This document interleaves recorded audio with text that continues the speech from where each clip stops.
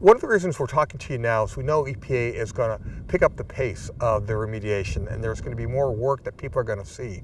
Over the next year, a couple years, what kind of physical manifestation of the work do you expect the people will see, and maybe question about what's happening? We actually have 4 phases of work, and we're in the second phase right now. We're planning to start construction in January of 2024, and we're looking to remove a thermal pilot test that exists inside the site, and we're also looking to realign our well field, and that's going to give us more space. So in 2025, when we start replacing the wall that's failing, we'll have more space to do that work. Mm-hmm.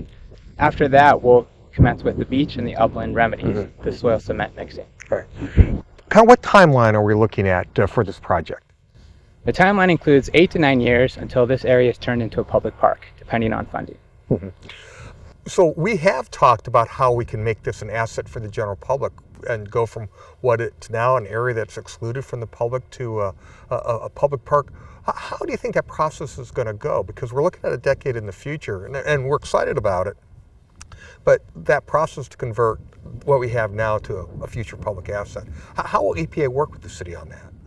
Well, EPA has worked with the city so far, and we look forward to continuing to work together. EPA has briefed the city council, has briefed the city manager, as well as city employees. So we've presented our strategy and our cleanup plans, and we appreciate the support and the feedback that we've been getting from the city, especially as it relates to the final disposition of the upland into a public park. Yeah. You know, one of the things I'm really pleased with EPA working with us on is doing a lot of work from the water. And we've talked about how that might be done. So we would expect that there could be maybe a temporary pier or turn into a permanent pier in the future, possibly, once the remediation work is done.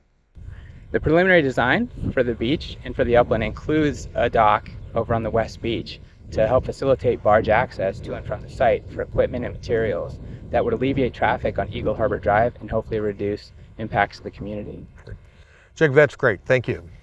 Thank you.